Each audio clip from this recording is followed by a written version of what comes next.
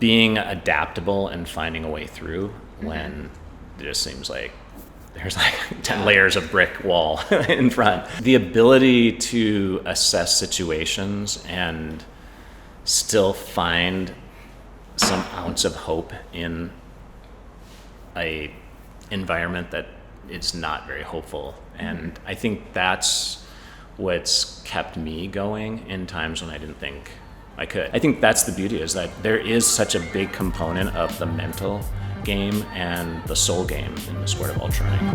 Yo!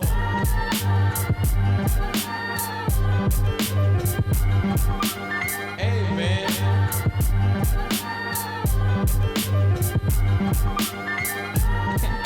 Well, welcome to the BeRAD Podcast. My name is Kat Bradley, and today I'm here at the Brooks Pop-Up in Venice, California for a live podcast where we're going to be chatting with Scott Jurek, 7-time Western States champion, ultra running legend, someone who I think changed the sport in a way that I benefit from a lot today as a professional trail runner. Scott, 7 cougars. Where do you keep them all?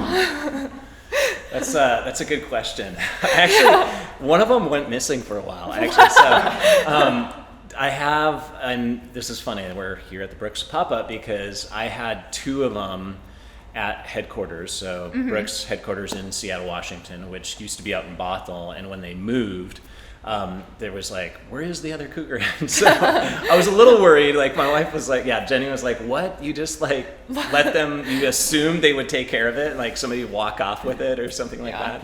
But it's a 30-pound statue trophy. So it's a 30-pound brass statue. it's not easy to run away with 30 pounds of bronze. So, and they did locate it, and it's displayed. Cute. So I have 2 of them at Brooks, and then believe it or not, I don't have them displayed. They're in a box, like in like storage. Like I know it sounds bad, but I don't have like my trophies displayed at home, and I don't know.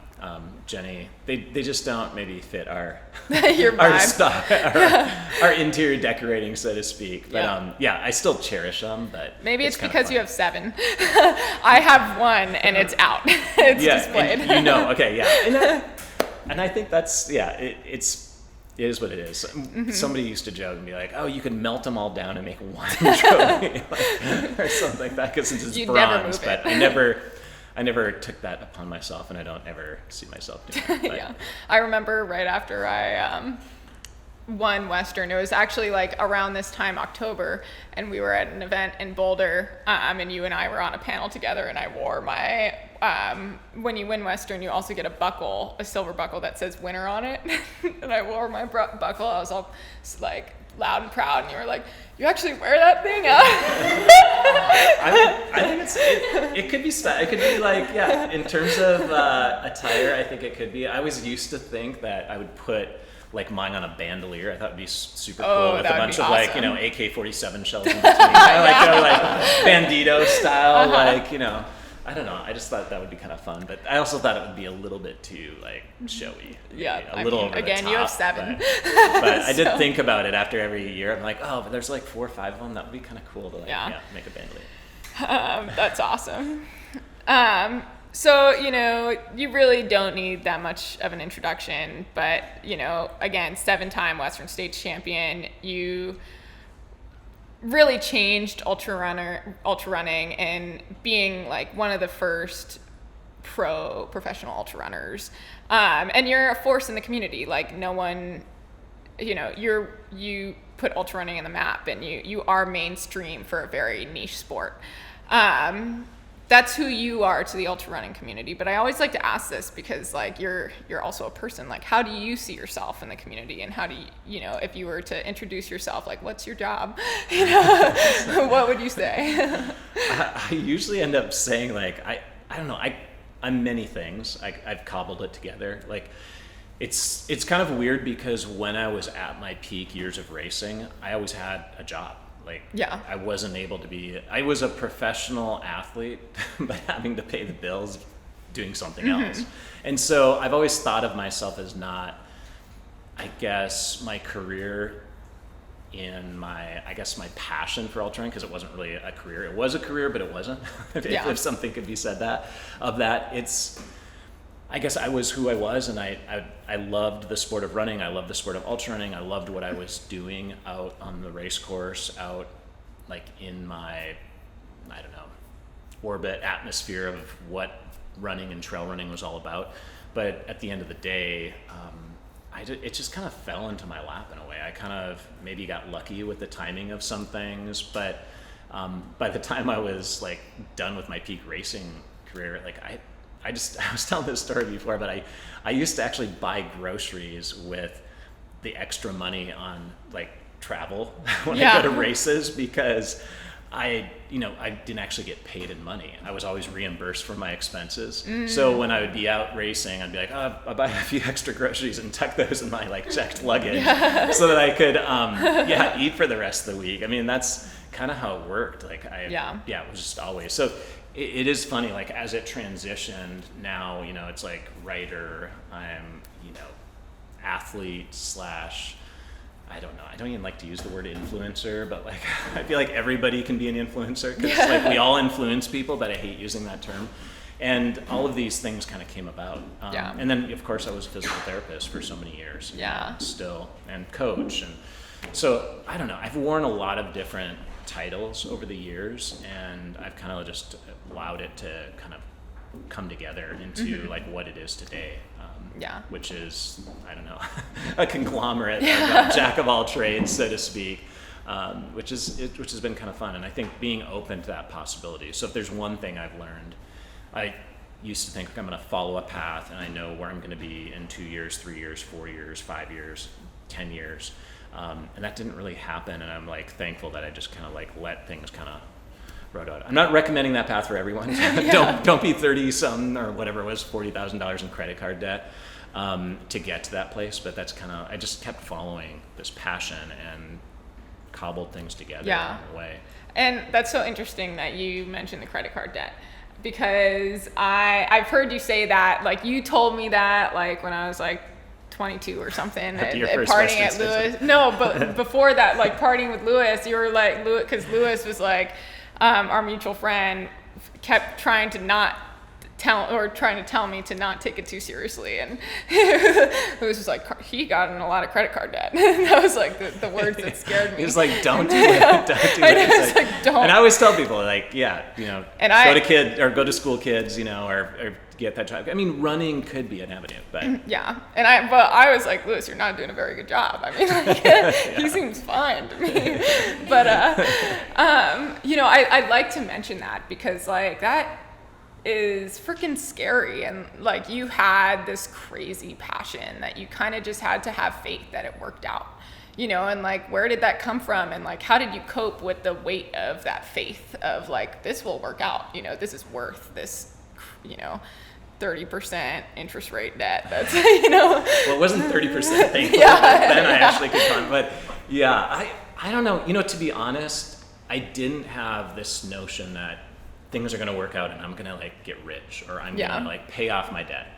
I guess I just kept plugging along, and at some point I knew I was going to have to take care of it. And that's when I actually started getting somewhat of a paycheck from Brooks instead of just being reimbursed by other brands for expenses, or getting a few $1,000s from like Cliff Bar. And I'll mention it because that was the day of like athlete sponsorship, and like getting a few $1,000s cash was kind of a big deal. I mean, races that offered $1,000 prize purse was like huge too. So prize money wasn't going to do it, and endorsements, finally were kind of coming around in the sport, and I was able to do it. But it took, 6 wins at Western States, before I could do that.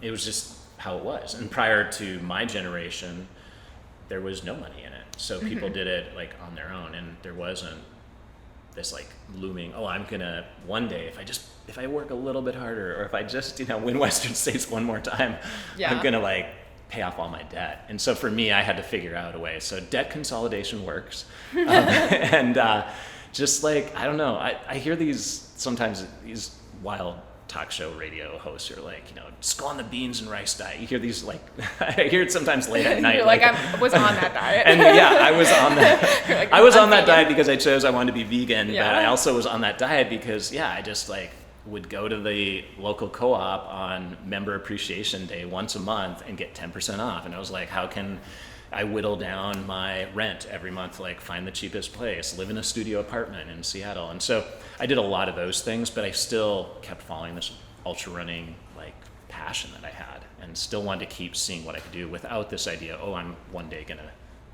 I'm gonna make it big. That was never really like, I don't know, like Dean Karnazes when he came out and was making, to us, like, wow, he's making that kind of money, doing what he was doing.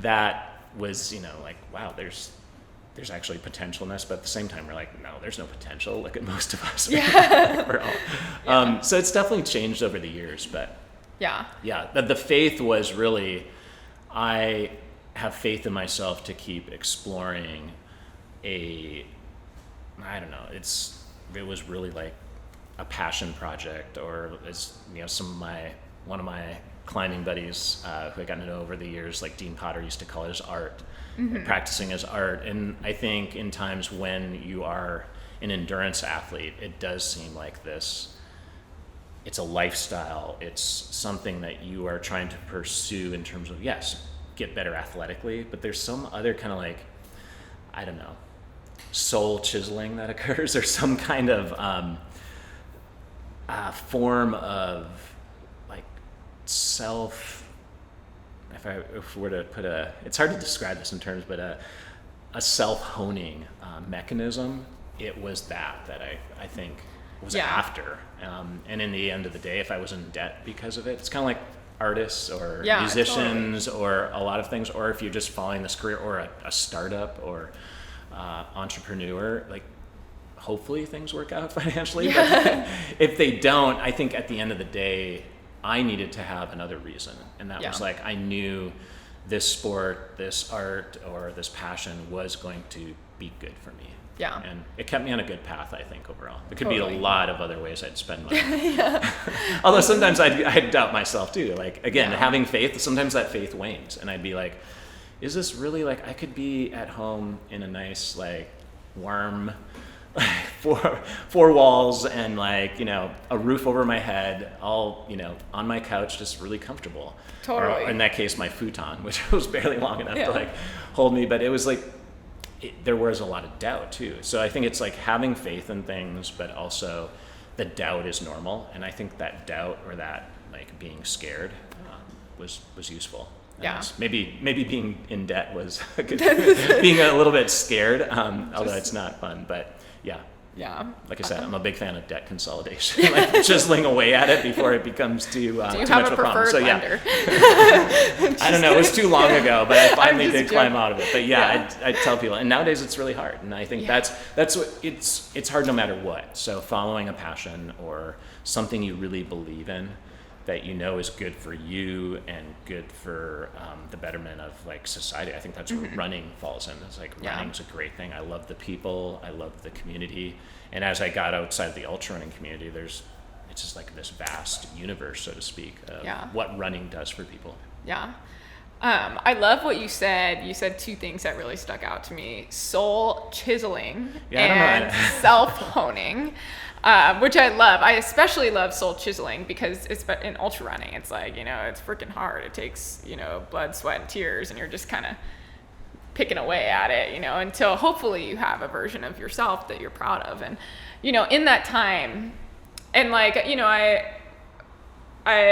in like a lot of your interviews and in talks, like you talk about, it's like almost in that time, there's like a sense of anguish while you're going for these big goals. And I'm curious, like, what did that self-honing look like for you? And what are the things besides the race wins that you have to show for it today? Yeah, it's a good question. I don't know. It's funny. I've never used those terms. I came up with them today. Like, it is funny, but it's really hard to, like, I think all the time it changes, like what I was doing, what was I getting out of it. I think for me, on the outside, there was this, okay, how do I get faster? How do I chip away at minutes and seconds? But like the soul chiseling, so to speak, it's hard to say like what it was.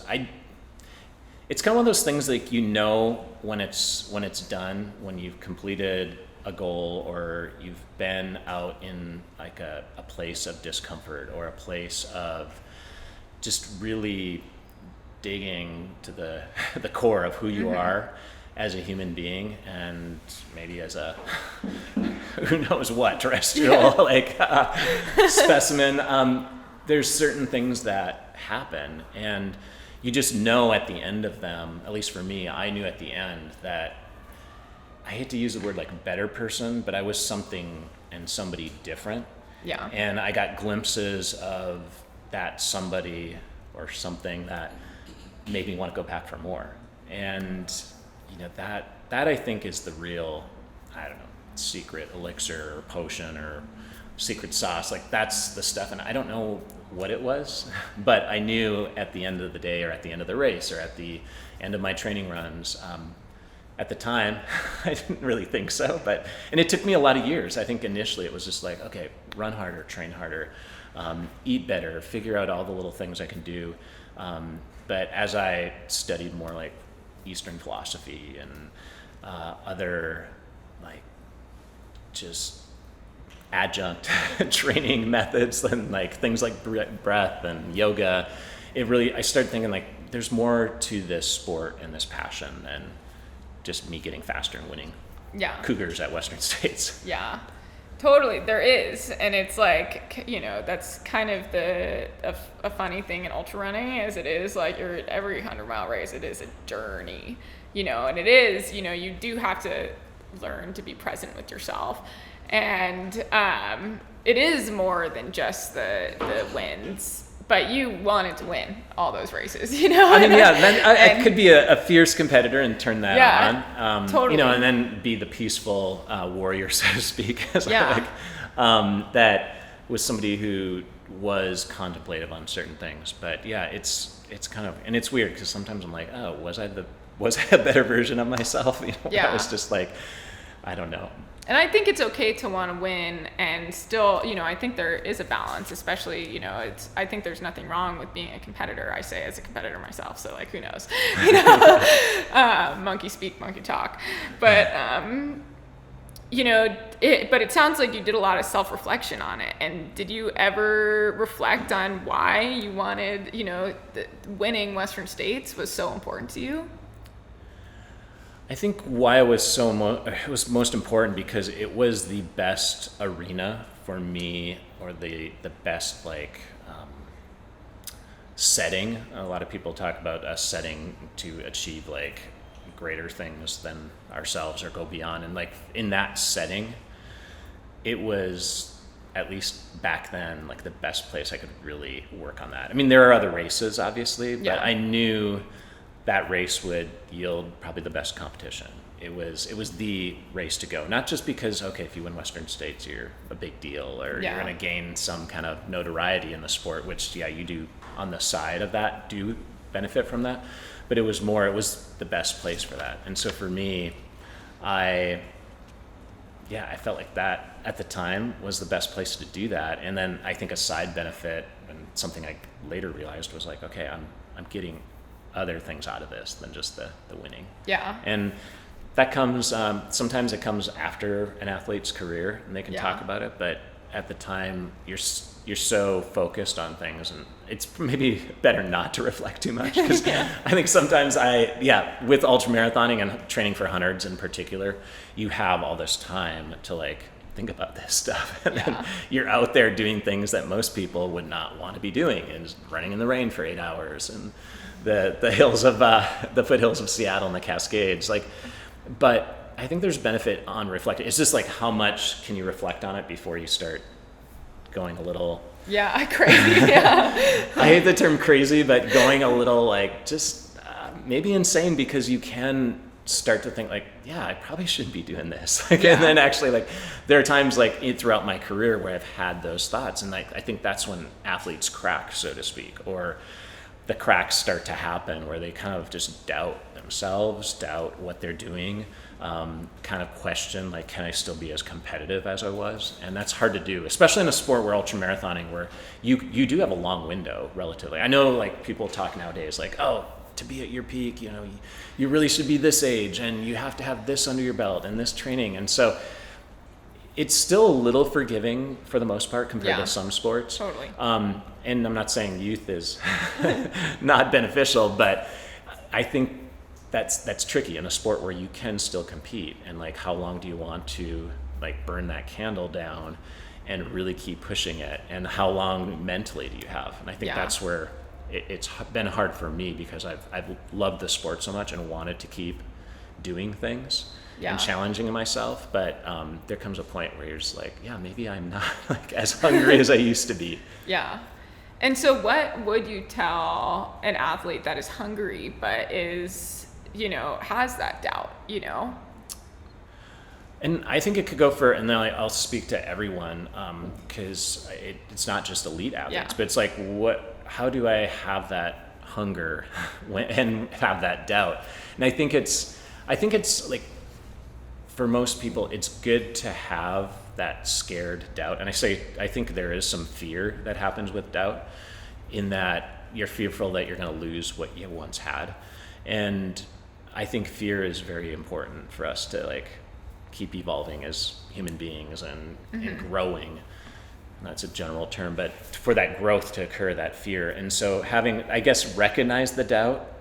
Don't get stuck in the doubt pattern of just, because that's not a good place to be. So it's kind of like in a race. I think if I were to take if you take a year or a career or a season for an athlete, or for somebody who's trying to break a PR, or run their first marathon, run their first 5K, get off the couch, do whatever. I think in a race, you have those moments where you doubt, and it's like recognizing the doubt and the fear, but don't get stuck in that pattern. Because the worst thing you can do mentally is just be constantly fearful, doubting, and never actually bounce back out of it. So I think as a young athlete, or somebody who's new to something or trying to do something they never thought they could do, is recognizing the doubt and have it, and maybe fuel it, fuel that desire to, you know, just go beyond what's possible. And I think that's really key, versus getting stuck. And that's what I try to do. But there have been times where I get down the rabbit hole of just doubting, and in that state where it's like, oh, where am I going to go? Yeah, that's comforting that you've also gotten stuck in the doubt cycle. You know, you also mentioned something that's like so interesting, and I think a lot of people might relate to, is, you know, you had a very clear peak of your career, and you're like the GOAT. You're one of the greatest of all time, but you're not at your peak anymore. And I imagine that's been, you know, and it sounds like from what you just said that was like probably like a coming to Jesus moment for you, maybe. And so how, like, what happened there? Like, when did you realize, like, oh, it's, you know, I probably can't win Western States again, or I don't want to win Western States again. And then what did that look like in the following years? And like, where did you know, because I'm sure you still had that hunger for something else, you know, being the personality type thing. Yeah. Who said I can't win Western States, Kat? Whoa, let's go. I want to see it. Yeah, I guess I actually, and I'm not saying this because I felt like, oh, I can still keep performing, or I'm at my peak. But I actually never really thought of it that way. Like, I knew certain things were being like, I mean, age and time does not lie, nor does like just knowing like there's going to be a point. And I think more than anything, I might have lost like my drive before I probably still could have achieved things, but there was this like period in my late 30s where I was just kind of like, not because I couldn't let go, because I think some athletes are like, oh, like I used to always say, even after winning Western States and, you know, winning Badwater twice, winning Hard Rock, you know, a lot of these races, Partathlon 3 times, it wasn't like I needed like the next fix, like an addict, like, oh yeah, I got to go and do something else. But I was still having fun with it and challenging myself. And that probably was a point where I was also like, what else do I do? Not to say I had done everything, because I could have still kept showing up at these races. I never won UTMB. That's a good example. I never really laced that one. So I think for me, it was, I think just a point in time where I kind of felt like, okay, I think I've done enough, and being happy with that. So rather than me feeling like, okay, I'm not at my peak, what do I do now? It was more like, you know what? I'm pretty, like, I used to say that, I know it sounds bad, but my mom had MS. Those who read my book know that, you know, she lost her physical ability to walk at a very young age, and doing a lot of things we take for granted. So I always used to say, like, you know, I'm so happy right now with what I've achieved. If I lost the ability to walk or run, I'd still be a happy person. And I think that's the mentality I always wanted to carry with me, even though I couldn't be winning certain races. Mm-hmm. And I'm happy today. Like, I feel like, not just because I've won all those things, but I'm just like happy with what running has taught me and what I've done in the sport outside of the races. And, you know, to me, I just get as excited inspiring others to do things they didn't think they could do versus winning the races. So I think it was like, I don't know, there's just a content. And I think that's hard for a lot of people, because you have to be so driven. Yeah. And then one day when you like pull the plug on that, like, winning or that competitive drive, what do you do next? And that's where I think you see people struggle with depression. They struggle with identity issues and just things that define them for so many years. For me, I don't know, maybe it was just because, again, it's going back to the beginning of the conversation, how you said, I was thinking about these things all along in my career, and being content with failure, being content with success, and just finding that happy place. Maybe, I don't know if that's a good answer, and I'm not saying like I'm above, but I never had this point where I'm like, you know, shit, I can't run fast anymore. Yeah. Like, I know I can't run as fast now. You know, I'm approaching turning 50 this year, which I always like to think I'm going to be 40 forever. But again, age doesn't lie. And yeah, I just never had that desire too. I think some athletes, it's like they move on to the next thing. I'm like, okay, now I'm going to go after masters records. Yeah. And well, you got the Appalachian Trail FKT. I did do something, and I think that was like finding a different like twist on what I was achieving. And I knew I wanted to save some of those long, like, you know, mega long days, like multi-day stuff to like do later in my career, and just find a way to just kind of challenge me. But then after you do some of that stuff, then you're like, okay, I'm good for good for a couple of years now, like before the next one. But yeah, there's just always finding ways. And I think that would be good advice too, is like for all people, like when running or when your passion isn't there, like what are you gonna do? Like how do you not just fill that void, but how do you become happy with who you are, what you've achieved, and what you can be? I mean, there's a lot to life, I think. Yeah. The moment you start looking at it, I mean, I think about it all the time. I'm turning 50 in a couple of weeks, less than a couple of weeks, and it's hard to rationalize, like, whoa, 50, like that just seems so old. And like, but there's a lot of life left, and I've kind of always looked at it that way. And I think maybe that's because of the situation I grew up with, having a mother who at a very young age, you know, she was 31, 32 years old, and it's just like, not only is life short, but it's like, what do you do with life, and try to maximize that while having some breathing room. I think it's not always about go, go, go, go. Yeah. So I'm a procrastinator too by heart, so I'm not always go, go, go. I have a personality to achieve and push hard, but also put it off. Take it easy sometimes. I think coasting is good to do from time to time. And that's, I think, during my career too, for the young runners out there, it's so easy to race year round.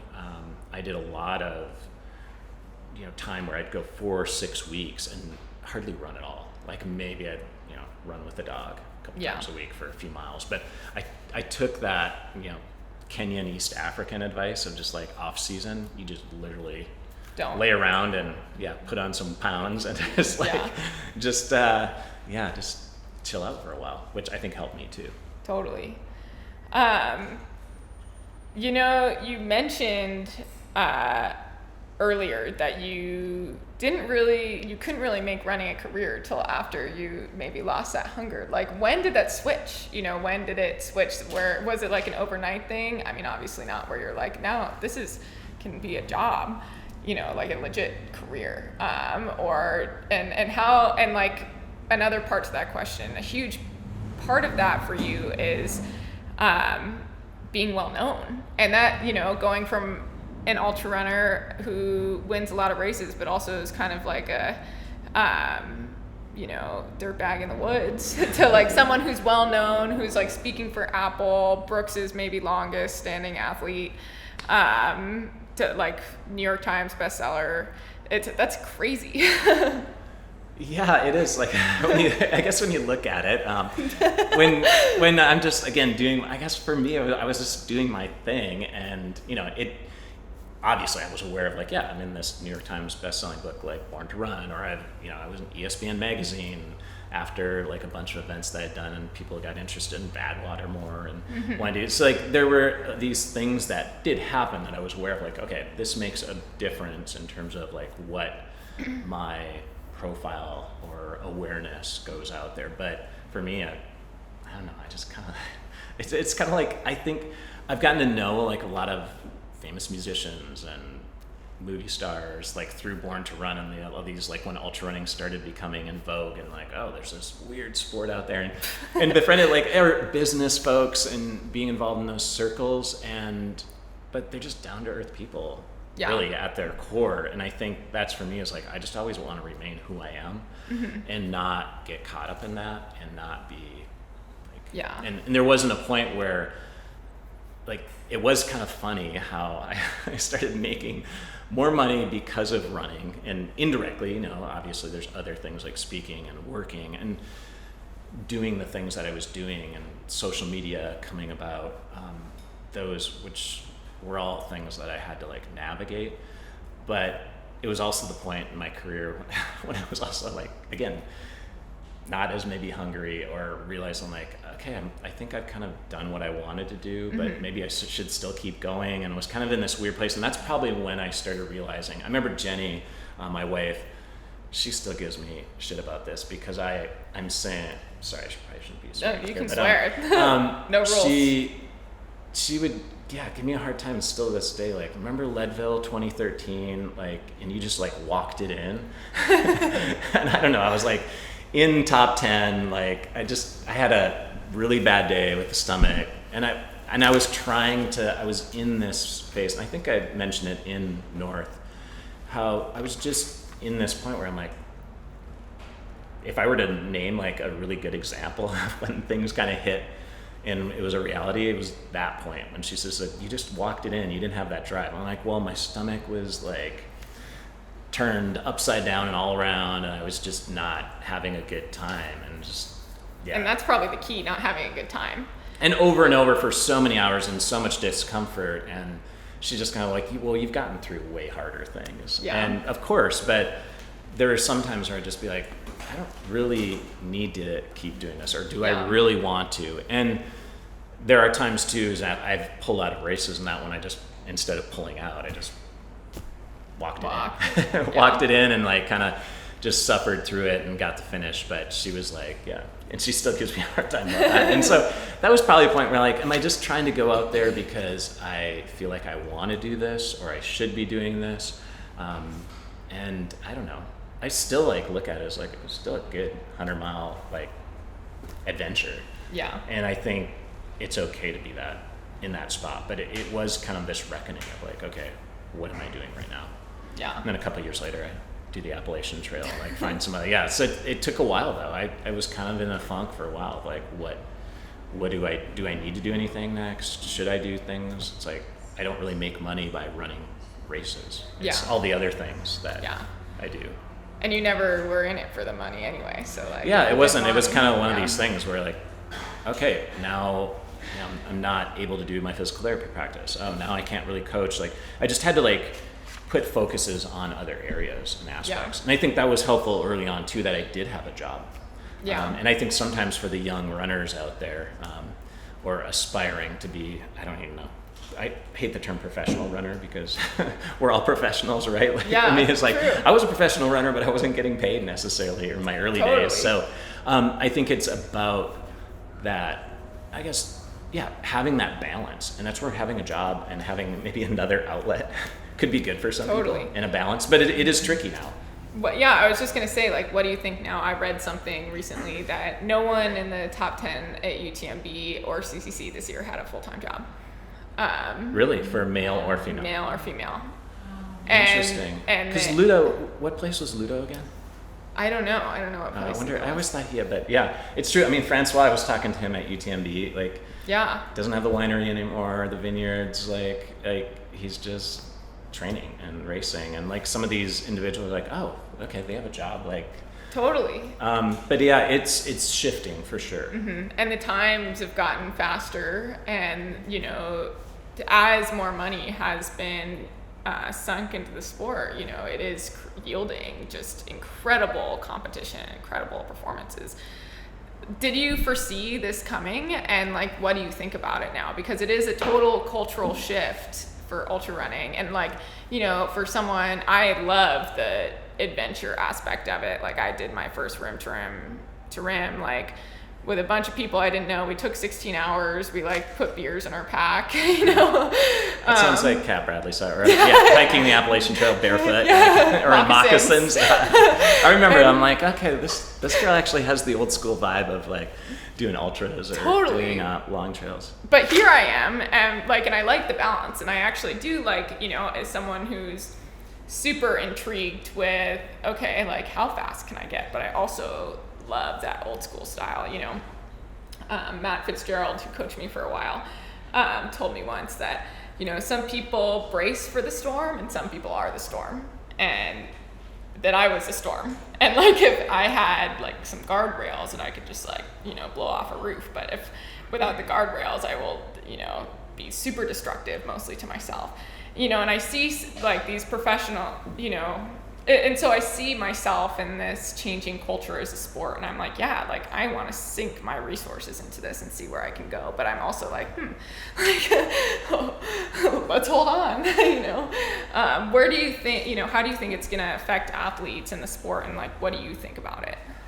I mean, I definitely could foresee the sport going that way. I mean, triathlon was a good, place to look at that and how that sport changed and evolved, and it was maybe a little bit closer to ultramarathoning versus, say, cycling, right? The Tour de France and all this. But I think with any sport there is going to be this evolution and the evolving that takes place, whether it has more money in it or whether the vibe and the atmosphere changes, because I think still at the core, ultra running is still ultra running. Like, yes, you can go to a UTMB or you can go to the big races around the world, and it seems like a lot of fanfare. There's a lot of hype, and it's cool as an athlete. Like, I remember the first time getting on that starting line in 2007 at UTMB. I'm like, oh, finally we have a race where the athletes are like celebrated. Like, this is amazing.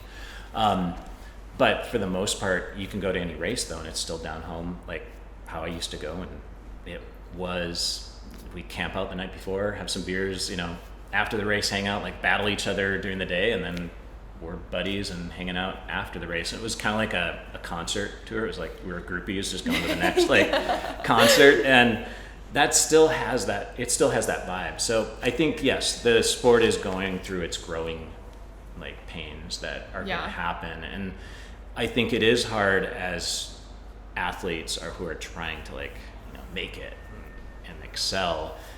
It's hard when you are having to have a full-time or part-time job on the side to make things happen, and it's it's tricky. But again, you have to choose what's important to you, and if you find a way to make it work. I mean, there were sacrifices I made. There were a lot of things I didn't do. It's like funny. Jenny was asking me oh, you never saw, I forget which movie we were talking about. You never saw this movie? I was like, no, I didn't. I didn't watch movies. I didn't go out to concerts during those years, and me just buckling down on my finances, trying to pay off credit card debt, focus on my craft, pay the bills by working, all of those things. And there was a lot of sacrifice for that too. So I think that's where it is hard, I think, as an athlete nowadays, and I'll try to see, these athletes have 2-3 coaches. They have somebody planning out their meals and their food and their intake, and they have,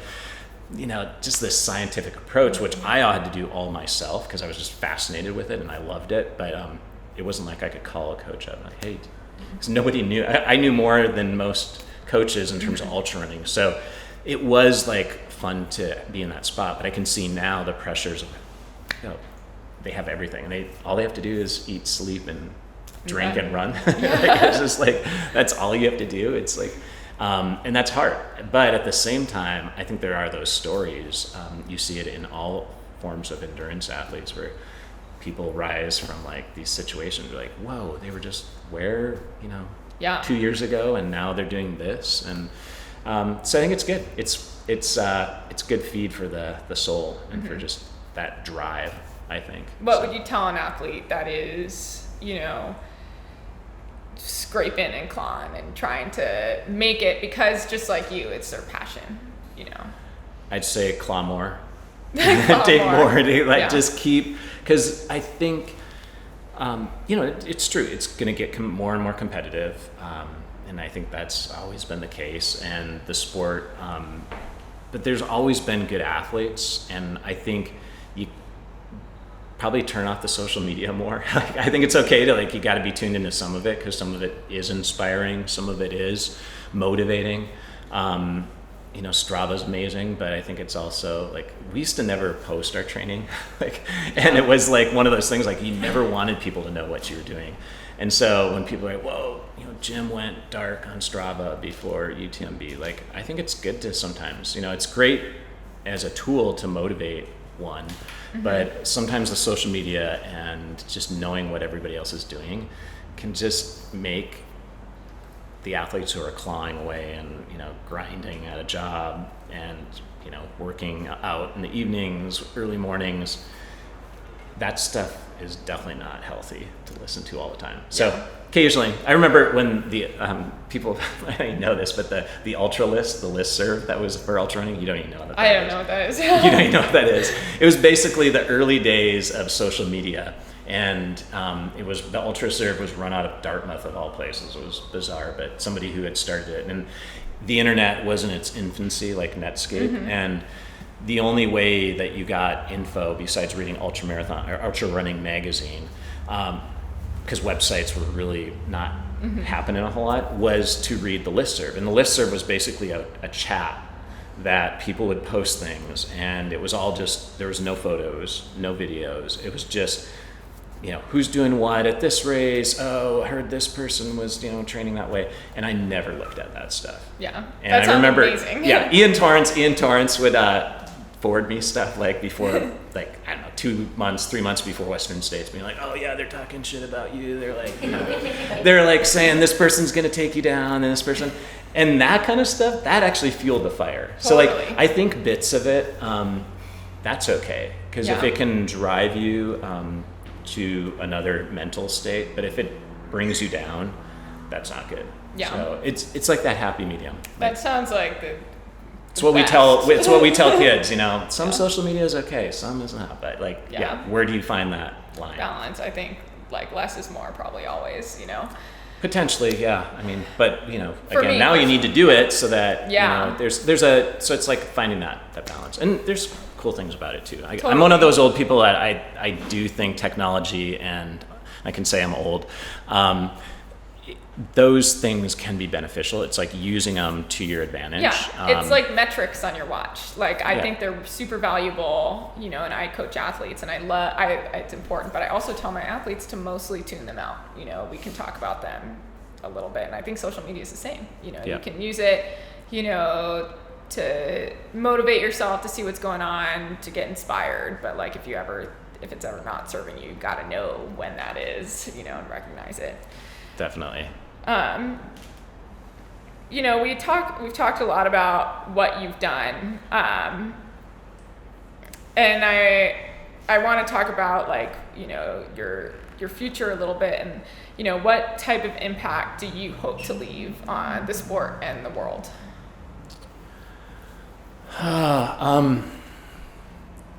Yeah, it's interesting because I kind of feel, I don't know, I feel like that's ever changing, and I just want to be, I guess the impact I want to have is being open to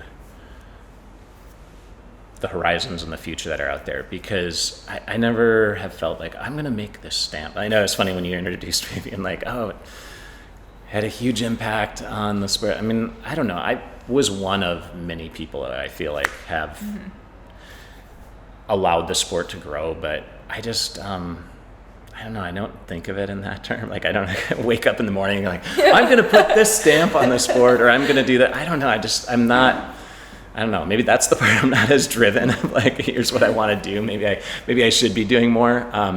It's probably why it's hard to like write books for me, or like waking up. I'm not like somebody who wakes up in the morning and being like, okay, I'm going to do X, Y, and Z. I do have things like I definitely have lists of stuff I aspire to do every day, but you procrastinate. and it's funny. There's a lot of writers who actually hate writing and procrastinate just as much as me. So I'm like, okay, I'm in good hands. And other people. So I think for me, it's like, just being open to possibilities. That's what I hope. And if it has an impact on people in the sport, great. If it doesn't, or if I am not enjoying what I'm doing, then I gotta find things that, And it's like, for me, if I'm doing things in the sport that I love, and whether that's, guiding a blind person in a race, or if it's doing just this menial task of helping break down at a race, an aid station, those things like that, to me, I can be there without having to race and run. And so for me, I guess maybe being an example of like, it's good to do the like grunt work. Yeah. I think that's for me. If I keep doing grunt work, if I keep doing trail work, out in the middle of nowhere and nobody notices, and not being like, okay, I got to post this on social media to pat myself on the back, or if I can be in a state of just being happy doing the grunt work, then I think I'm in a good place as far as what I'm doing with the sport. Yeah. And if it inspires somebody along the way, great. That's awesome. I don't know. I think that's cool. And I just want to point out that I think it's hilarious that you're minimizing your impact on the sport. As I'm sitting here, part of the Brooks trail running team, as like on my taxes it says professional runner. When you probably are the reason that there's a Brooks trail team wearing the Cascadias, but I'm just pointing it out. I think, and I think that's, and I never thought of it that way. And I think that's what's cool. If you do, I'm a believer, if you keep pressing forward, trying to do things that you believe in, that, again, maybe it's not going to have a huge impact. And I tell this to people all the time. I have people that are coming to me, oh, you're so inspiring. Oh, you changed my life. And, and that's amazing. Like, I love hearing their life stories and where they were. But at the end of the day, it's like, no, you're inspiring people too. And I think we can all have an impact. And I think nowadays we look at things like social media, and be like, oh, I don't have the reach, or I can't do it. I tell people all the time, just everyday runners, not athletes who are trying to win, tell them, like, you're inspiring that coworker, you're inspiring that family member, you're inspiring somebody to do something different. And if, one person takes care of their life, their health, their diet a little bit better, that's a huge win. And I think sometimes those little wins, I have friends who I know, I tend to be an optimist, but like with recycling, some of my friends are like, you got to do environmental policy. That's where it's at. And like, I'm just a believer in doing like the little things. Like we all can ride our bicycle more, or walk more, or drive less. Here I am, came down to California to do a podcast, but, and on an airplane, but I think I still believe in doing little things, can make a difference. I have to think that way. Otherwise you can just wake up every morning and be like, the world's screwed. Like, we're not going places. So same thing with running. Chip away at things, and we all can be inspiring. We can all add a little bit more to this world, and hopefully leave it in a better place. Yeah, totally. Okay. That's why I like running's alive and well. So I know. I hope it stays that way. Same. I know it will. 2 more questions before I open it up to Q&A that we are going to go through, but I love these 2.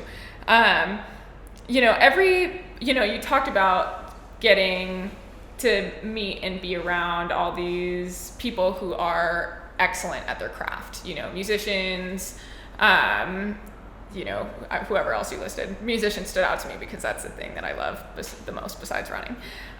What and everyone who's in like excellent at their craft, their brain like works a little bit different.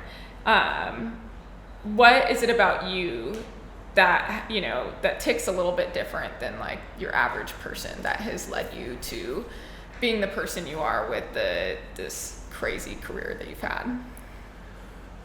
I don't know. I mean, I guess I'm somebody who I never thought of myself as different, but I guess the ability to assess situations and still find some ounce of hope in a environment that is not very hopeful. And I think that's what's kept me going in times when I didn't think I could. And I don't know, I'm a pretty much a realist. I'm not an overly optimistic person, but I guess in situations where I feel like, okay, it just seems like it's game over. Mm-hmm. For me, I've been able to find, I'm not the fastest. I mean, I've run a 2:36 marathon. I mean, you look at somebody like Jim's running 1 and change for a half marathon, and just like, but I ran against people who are a lot faster than me. And the beauty of an ultra marathon is that there is that window to like find that pathway that maybe some people can't find, even though on paper they are way faster than you. And I think that's what's cool about ultra marathon. So that's what, for me, in terms of my craft, is being adaptable and finding a way through when it just seems like there's like 10 layers of brick wall in front.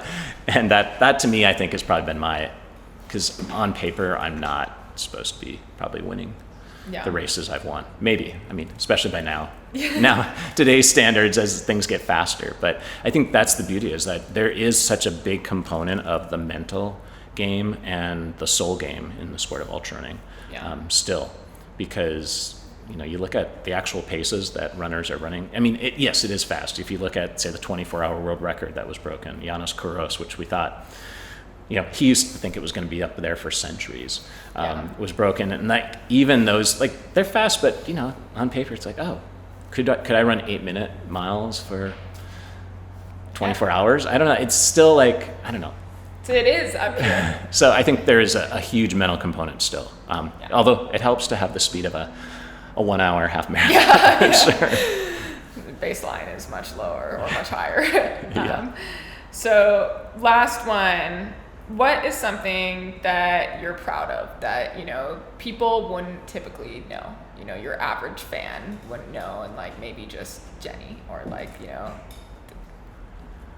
Ooh, that's a good one. Kind of stumped me here for a bit. I think for me, I would say that I've been most proud with the fact that I was very much what people would classify as an introvert, and I've been very surprised with myself over the years that, I don't know, Jenny always jokes that she's like, well, you're a Minnesotan, you're super nice, but I'm like, Minnesotans also have this cold edge to them. Like we're definitely not like just warm and fuzzy. Like we're warm and fuzzy on the outside, and then it's like closed off. I know, growing up in the cold weather, I think that like has created that. But I did not think I would be good at like talking in front of lots of people, and I was super shy and very much introverted. And I think that's something too, like that can change, I think, for people. Although now there's all this science latest science on introvert, extrovert, and they're like, oh, there's extroverts and introverts that have elements of both, and they can, you can have extroverts that are very good at talking to a lot of people, but it's also the thing that I think annoys Jenny too, is that I'm always talking to people, but I've just always, the sport has been so much more than just the race, the run, the time out there. It's like the connections made, the people I've come across, the things I've learned, the perspectives I've gained. Totally. And that wouldn't have happened if I was just that shy Minnesotan, like, oh, I just want to go run and then go back home. Totally. Like, if I didn't hang out around the campfires, or if I didn't like sleep on the pavement at the start of the Baldy 50K, those here in the area here, shout out to the Baldy 50K. Just sleeping outside on the pavement next to my friends who had campers. And I'm like, those are the experiences that I think caused me to, grow and evolve over the years. Yeah. And that didn't happen on the race course. That happened, like, again, around the campfire and around things that are not even close to running. Yeah, I love that answer, because like it's uncomfortable sometimes to talk to. Definitely. And I think that's where for a lot of people who think, okay, I'm just an athlete. Yeah. I just need to be a robot, for whatever hours and then turn it off. And that's not really running's. I don't think that's ultra running's vibe at all. Yeah. But there's still some of that out there. So we don't. I don't think you can be that way and be successful. Maybe if you're a professional football player or certain sports, you can just be like, I don't want to talk to anybody. I just want to be, perform out, and or musicians that perform in front of 50 to 80,000 people. I mean, they don't need to hang out and talk to fans. But I don't know. Again, maybe it's my Minnesotan nice. Yeah. And I love hearing the perspectives from other people and the other like echelons of the sport. I hate to put categories, but I like to just be that low level, like everyday person, which I've always tried to maintain. So awesome. That's one of my hope too. When you're talking about, I always want to be down there. Yeah. Grunt work. Yeah, grunt work, hanging around with the day laborers, as I like to say, because that's my Minnesota background. Like I'm a blue collar, even though I've turned it, I guess, a white collar weird in between phase. Yeah, but I love to chop wood. I love to do the hard work that I grew up on. Mm-hmm. That's awesome. Cool. Well, thanks, guys, to our audience for being patient. This was just such a good conversation that we went a little bit over. But I think we're going to open it up to questions. And, anyone who asks a question gets some swag. And as we talked about, the first swag item is the BeRAD beer koozie that is vacuum sealed and will keep whatever you're drinking nice and cold. Or warm, if you like warm beer. All right, do you guys have any questions for Scott? I have a hard-hitting question. Oh, yeah. All right. What do you make of your boy, Scott Jurek? Yeah. Well, it's funny because Kat was just showing me a bunch of them. I was telling her that I think it's kind of weird. I guess weird is because, again, I'm like, okay, there's somebody, I don't know, pseudo impersonating me, like uses my name. That part is a little strange. I remember Tony, I remember on Twitter he had like Antone's Ghost or whatever for a while, Tony Krapicka, and it's kind of strange in that sense. I think, I'm all about humor and I love a good laugh. As long as people, the one thing is, so many people used to think it was me. And so when they're kind of making fun of certain individuals, I was like, that's not cool. Like, maybe do it in your own name. But now it's finally like, I think it's very apparent it's a fan account. So that part to me is way better, that it's, okay, people are aware that it's not me. Like, making fun of another runner or like, oh, this competitor. But I mean, you got to laugh at it because, So it's poking fun at me, and I'm okay with that. There's a lot to poke fun of, especially like my bad style that I had back in the day. Kat says I was ahead of my times, but I don't know about that. There's some pretty bad stuff. I wore jorts today just for Kat. So. Yeah, I specifically requested them. Do you have a favorite? Like, do you like it? I guess the question is, if people like it and it's funny, but. Yeah, I just always am sensitive about like, okay, I don't want to be that person poking fun. But I think in terms of making fun of me, sure. So we did this segment before you guys came in that we're going to put on YouTube called Meme Reactions, where Scott was reacting to some your boy Scott Jurek memes. Do you guys want to do one? Yeah. All right. You know the drill, Scott. You're going to read and describe the meme and then react to it. You got more, okay. Yeah, I told you. Is this a new original? I know. Sometimes people will forward them to me, but I'm not a regular. Okay. Make sure you have the right one. Can I see? Is it the green one? Okay. Yeah. So if you can see that. Hey Scott, can you describe it? Okay, so it's a box of Depend Ultras, And I assume that, I don't know if there's Depend Ultra, but this one is Depend Ultra. Ultra, I gotta zoom in here. Ultra strong for ultra long. Small, medium, 19 count, maximum absorbency. And of course, they have me modeling the gray version, it looks like. Yep, yeah. style. Yeah, I love the white tank top. I mean, that's very... Can you read the caption too? Oh, I didn't, okay. I'd be nowhere without my sponsors. Depend brand sponsor post. So that's awesome. I have not seen that one either. I haven't seen most of these, but That's better for this segment. yeah. Awesome. Next question. I have a question. So you've done a lot of amazing things, winning Western States 7 times, just, I'm sure, small snippet of what you've done. What is your most memorable or your proudest moment, your proudest win? So to repeat the question, the proudest win that you've had. My proudest win. I mean, I used to always say when I broke the course record at Western States, because it was something I had focused on for so many years, and then finally making that happen in 2004. But I'd have to say, the Appalachian Trail is in another category.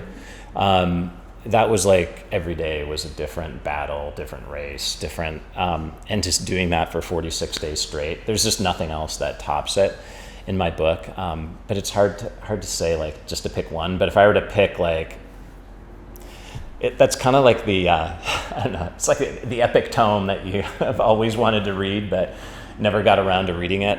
Running the Appalachian Trail was definitely, or I should say walking, stumbling, crawling the Appalachian Trail. That's what was more like it. That just, it's hard to like put that in the category. But if I were to pick one race, it was probably 2004 Western States 100. Awesome.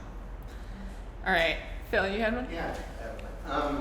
So you had talked about, just more people getting into the sport of ultra running, and you were still kind of like coming in as it was transforming from like a grassroots sport into something that was maybe just kind of like more interesting, right? That the media would start picking up.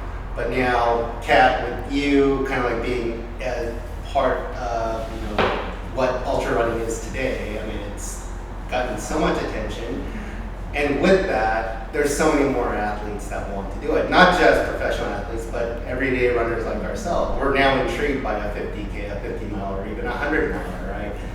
So I view all of us as stewards of this sport. We're stewards of the trail. And my concern has always been with the sheer volume of participants in this sport. What is your view and what is your message to continue to protect these lands that we enjoy running on and immersing ourselves in?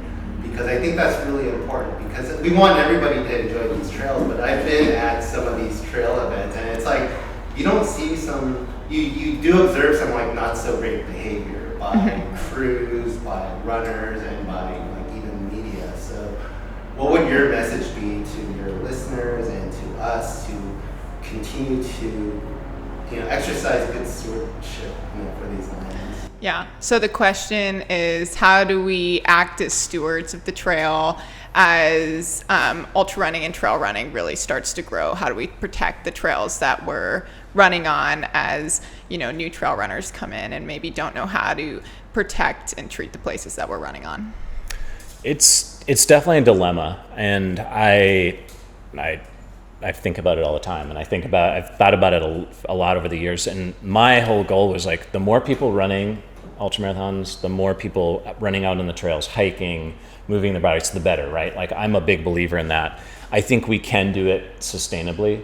The beauty of the sport growing more is there's more events. The one thing that is a good governor on that behavior and what do we do to be good stewards is we have limits on these races, so we can't grow them too big. So now you just see more races happening. And so if people don't have to travel far and wide, if they don't have to be in lotteries that take 10 years to get into an event, that's all a good thing. And then it's a matter of like education. I feel like there's a lot to do in the way of, there are a lot of people coming in the sport who know nothing about hiking, being on the trail, and there are some that come from outdoor backgrounds, but that's a great opportunity, I think, to educate and to get them excited about it too, and not be scared. I think more women on the trail by themselves is a great thing too, feeling comfortable, because that has always been an issue, like safety and being a female, and just being safe no matter what gender you are. But particularly, so I think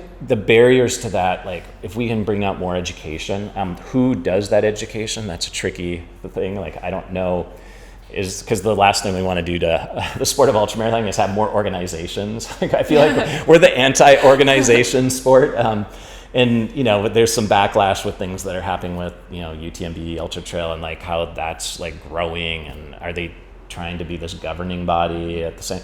So it's tricky. I think it has to happen through different methods, on a local basis, on a national, but I don't know, do we need to establish an organization that teaches people, here's how you should act on the trail? But I think race directors, events could do a better job on that front.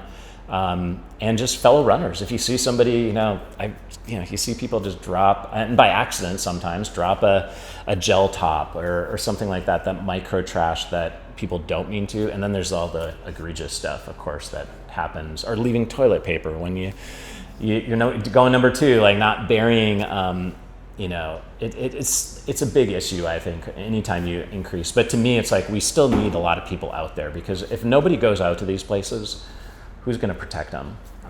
So it's a fine balance. Like we want more people in the sport. We want them. I think road races are going to have to grow more on the ultra front. You're going to see more maybe like comrades style type races, because if you want that ultra experience, you can't shut down a wilderness area. You can't run through a national forest with 20,000 people, 30,000 people. And if you want people to have that experience, and I love the trails, but we might see more road events in the future. We might see even though nobody wants to run 100Ks on the roads these days, or 24-hour. I dabbled in that stuff because it was a part of historical ultra running. But I think we might have to see some of that. If you want to have like big events like you have in Europe, you might have to. JFK is a very unique situation where you have, over 1,000 people running a little stretch of Appalachian Trail because they're grandfathered in, but it's mostly towpath and pavement. And I think in order to pull off that race, you have to have more road and more of the stuff that people don't necessarily want. But you could have I want to run 50 miles and go way out in that ultra category. So I don't know. That's a long answer, but it's a tricky situation. It is, but I totally agree that the more people that do the sport, the national park system was created because the president liked to hunt. And he really, that hunting was his hobby, and it made him care about the outdoor spaces, and thus the national park system was born. And I feel like the more people who learn how important getting outside is and recreating on those trails, and it's easy to be a curmudgeon, this trail used to have no one on it, and now there's 10 people. It is like that. And in Boulder, in my 10 years there, I've seen huge growth in trail running, and sometimes I'm like, oh man, I just want some peace and quiet, but at the same time, I see way more people doing trail work.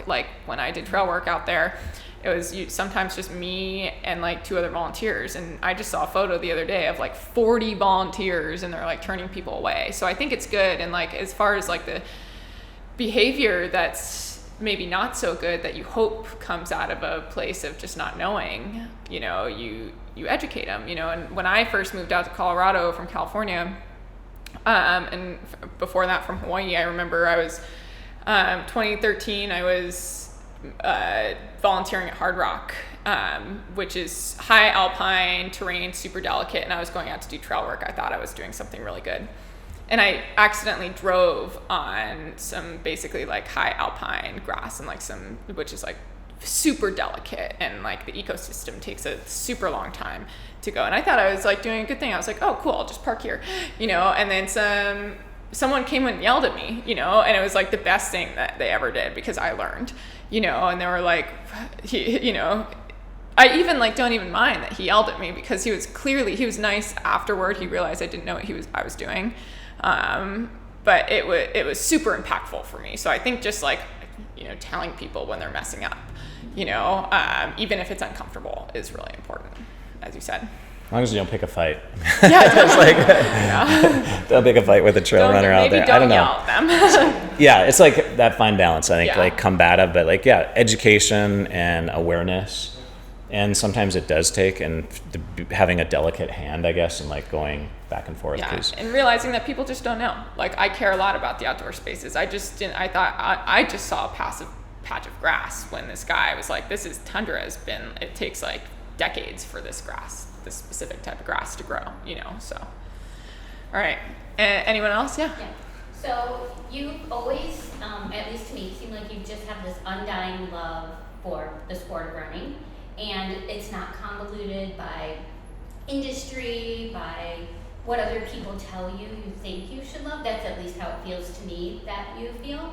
But what else inspires you? Because like for us, running isn't our full-time job, and so that is what inspires us, meeting those goals. But I feel like for professional runners or people in the industry, is there something that you're doing outside of running that kind of helps balance the running side of you, like a passion or like hobbies, things like that? Yeah, so what inspires you outside of running? Yeah, I a bunch of different things. I have 2 little children now, so they inspire me a lot. So like they're very time consuming. So and I had them later in life. So I have a 5 and a 7-year-old who they're amazing, but they take a ton of work. But they inspire me too. They point out things. I just did a 3.5-week trip with the whole family in Japan, and we biked.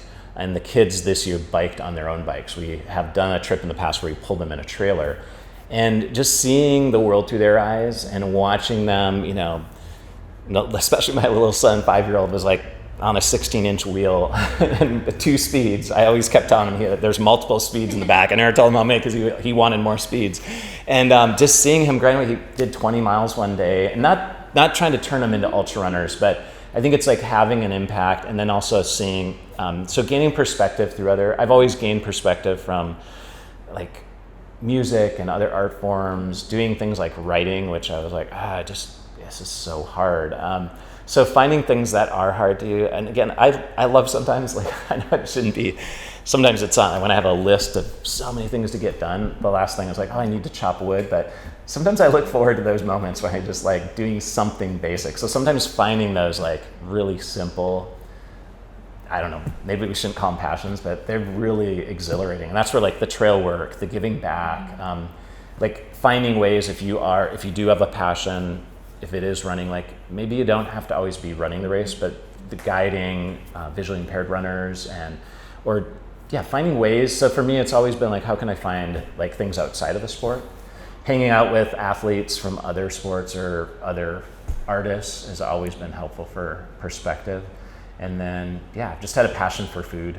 I mean, that's, those of you know, I love food, and that's doing a cooking demonstration tomorrow here at Brooks, which I'm not talking running the whole time, but that's something too that I don't get to grow my own food as much these days, but in Seattle I had, gardens on a rooftop terrace that was overloaded with things. So those kind of things have always been, interesting for me. And then reading too, I'm a big fan. Although these days with kids, my reading has gone down. I should listen to books more, but there's something about reading a book. Like my friend.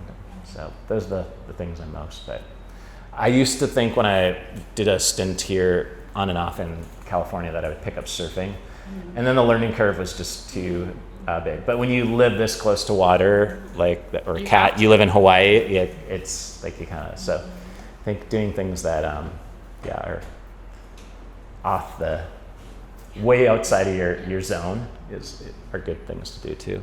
Yeah. So, good question though. Great question. I'd say the same. Doing things outside that challenge you, that aren't, surfing's a great one. My husband, Carson, is an excellent surfer, he's like surfing like 25-foot waves on the North Shore of Oahu, and I'm just, it's crazy. And me keeping up with his family surfing, it's a challenge that I am a beginner at. And even though I grew up in Hawaii too, I've been like, surfing casually my whole life, but like it's not something I've dedicated time to the same way he has. So being like the worst one there. It's always something that's super inspiring and makes you better at everything that you do. So it's good to be terrible at something. Yeah. Have you ever thought of doing races with the burros? Ever thought of doing burro races? Yeah. Have you read Chris's book? Yeah. Which, by the way, he does a great job. Like originally I was like, he wrote a book about running with donkeys. Like, but it was a fun read, and I think it didn't get me inspired to run with burros. I don't know. I grew up around animals, but we didn't have a farm, and I never grew up around like hoofed animals, besides deer that we would chase or moose and other things that we would hunt. But I just I don't know. I love like the aspects of it, but I don't know if I could get into that. One of the things I would say along those lines, I've vowed to like take our kids, and they're getting a little bit bigger now, but we wanted to do stuff with llamas. And so doing a through hike with llamas, I was inspired by Cindy Ross, who she's written a number of books, but one of her books she did, and her and her husband took their 2 kids on the Continental Divide Trail. And they did it with llamas because when they're younger, they just can't walk the distances you need to cover. And so so that would probably be the closest. It's like doing some through hiking with llamas to carry the gear so that the kids, and then sometimes they throw the kid on. It's like, yeah. Not only the llamas to manage, but also the kids. Yeah, those are family goals. So that's like, yeah, I hesitate to do something that involves relying on an animal. Like some of the things with biking and these sports that require mechanical aspects, I'm just like, oh, they're tricky. Like every time I have, bike touring with the kids, like, okay, now I have 4 bicycles to maintain. Like, I can barely maintain 1, but yeah, I don't know. Burros, like, they just sound like they're amazing creatures, but yeah, to rely on them, and to compete, it is fascinating though. But maybe llamas. I don't know if you'll find me burro racing, but through hiking. Yeah, there you go. Maybe it is pretty popular in Colorado. It is the place to do it. Do they have races? Yeah, they have races. So yeah, Chris actually did a couple. Yeah, so not far away. So it is close to home, but I'm just like, I don't know. Like, I have a hard enough time with 2 kids like, to rely on an animal like a burro, especially one that's very stubborn. But yeah. Tough creatures. If you've been places where they're used as pack animals, it's like they're tough, but getting them to do what you want when they need to be doing it is another story. Yeah, it's like not about how fit you are at all. which Unless you is have cool like too. a motivated burro, then you're cool. like running to keep up. If it decides to sprint, you're sprinting. Yeah, and a lot of ultra runners were like, especially in Northern California. I mean, that's how Western states evolved, was ride and tie. And the Tevis Cup, of course, which was a horse race before they started running it. But I knew a lot of runners from Northern California, really good ones, that did ride and tie. And they are typically shorter races where you run with a horse and you take turns running with it. So like you run as far as, or you ride as far as with the horse that you think your other runner can catch up to, tie off the horse, and then you run. And I don't know if they happen as often, but ride and tie seemed fascinating to me too. But you got to be able to ride a horse. Yeah. Burros you don't have, you just have to run alongside them, I guess. Yeah, which one is harder? Yeah. Any more questions, you guys? I got one. What's up? So someone who ran with the Tarahumara, I wonder how someone like Lorena Ramirez would do at like UTMB, and what can races do to really open it up, especially with the sort of the qualification requirements that they have. It's becoming more popular, as I said. So how do you these 2 objectives seem to be at odds with each other. So how do you balance that? Yeah, Can you repeat the question? Yeah, so the question was, how do you balance and reckon with, you want to be more inclusive to all types of runners, and particularly she was mentioning the Tarahumara, which they have raced in the U.S. and North America, but I don't think they've been over to Europe yet. But how do you be more inclusive of people that may not have as many opportunities? And I think that goes for a lot of races and cultures and indigenous folks. Like, how does the sport be more? Because there's no doubt, I mean, our sport is terrible for diversity. And I can say that as in a biracial marriage and family. It's just like, and I grew up very white in northern Minnesota. So I'll say this, like, our sport is very white. It's also, very well-to-do for the most part. Whereas when I was in the sport, I felt like there's more blue-collar folks. Like, I remember, especially coming down to Angeles Crest 100 here, they used to call themselves the Mexican Connection. And Gabriel Flores and Guillermo Medina and, like, all these, like, Jorge Pacheco, they were my friends and, like, fellow, but a lot of folks, like Gabriel, like, he would, like, work all day in a tire shop and then go run, and he was doing things like Badwater and winning it. And so, and Angeles Crest, I don't think he actually won, but he was like top 3 many times. And so it was at a time when I think the sport was almost like they made it more welcoming and cool to be like working hard jobs and then running, because I think the two don't go hand in hand. And a lot of people feel like, okay, if I'm not at a certain part of society, I can't run. And I think the beauty of running is that anybody can do it, but how do you open those doors? So I think our sport has a long way to go to being more inclusive.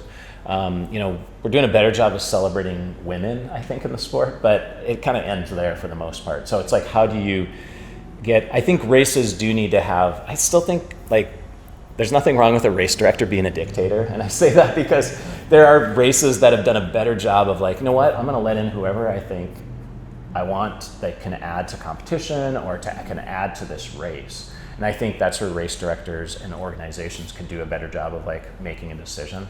That was the beauty of Western states back in the day. There were no golden tickets. Mm-hmm. It was like, if the race director at the time, Norm Klein or Greg Soderlund, like, hey, I want to let in the 100K world champ on the road and see what he can do or she can do on the trail. That to me was a great time versus, oh yeah, you got to qualify. And it's like, well, how can these people travel? And you are placing barriers, not just to say international runners, but here even in the US, like, you got to have enough money. Like, again, you go credit card debt like I did, or I can't travel to these races, or like and then the amount of money that you have to spend. So I think, races could do a better job of, like, making it more inclusive. And if it means scholarships or programs to, like, we want to let in some talented runners, who knows how they'll do, but we want them to be great examples for their community to get involved. So and I think a lot of the responsibility falls on the brands too, where, like, we do run for a great brand that does elevate the voices of a lot of diverse communities that might not have the opportunity elsewhere. But I think it does, it falls on the races or it falls on the shoulders of the brands in a huge part to elevate those voices and to, show that, hey, like, all you need is a pair of shoes to get started and you can do this. And, like, maybe that means sponsoring someone to go to a race that, and it's not a performance-based thing, because it is as important for the sport as, like, sponsoring elite athletes, because it's only going to make the sport better. There's so much untapped talent because it is a predominantly white male sport and, white female sport too, even though the pool is much smaller in the women's field. But, like, I think, celebrating people who are doing it and who are, out of their comfort zone and because they're the only one that is like them, and celebrating that too, and elevating those voices, and also talking about, like, it's a hard thing to show up at a race and you're the only one that looks like you or that comes from your background, and talking about that story too, because that story might speak to some kid who's like, oh, there's, like, a freaking trail in LA that's, like, right by my house. I didn't know there was any trails in LA. Like, I can just do this from my door, and I can, like, this person who has the same background as me and who is scared like me can do this. Like, and so I think, the people who have the resources are not, and we can do our best and we should do our best, but the brands have the resources, and I think, committing a portion of that to making sure that there's a diverse set of voices at every start line, no matter how they perform, is important. And it's getting better, but it still has a long way to go. And I think also doing, like, community events. Something I've been, like, really wanting to do is, like, going to, you know, I was a teacher before this. I want to go to schools.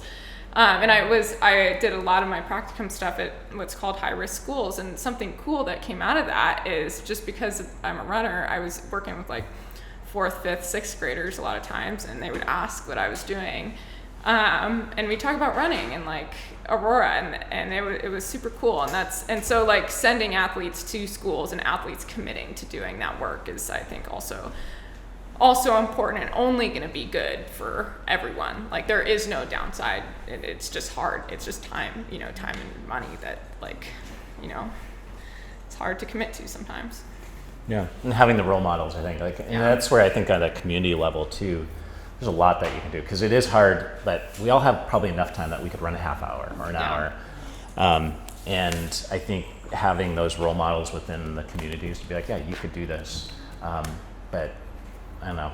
Running's kind of cool, but it's come a long way. But it's also like, it's not the first thing people want to do with their free time, and it is a choice. And we do live in, you know, this fortunate and amazing situation. I mean, given the times that, you know, look what's happened in the last week around the world, like it's a gift to be able to run out our door, even if it is maybe not as safe, but it's pretty, like, it's a gift to be able to do what we do here in the US, in the Western world.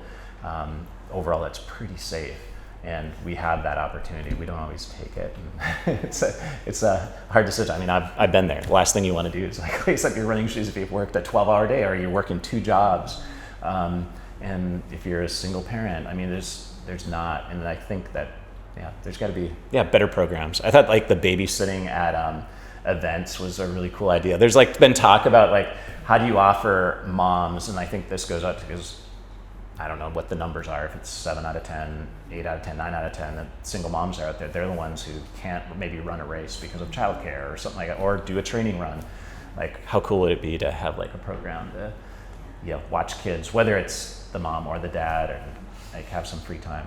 Yeah, or like deferment policies for pregnancy. Yeah, exactly. Yeah, I mean, that's crazy that's just becoming a thing. Yeah, It's not a good one.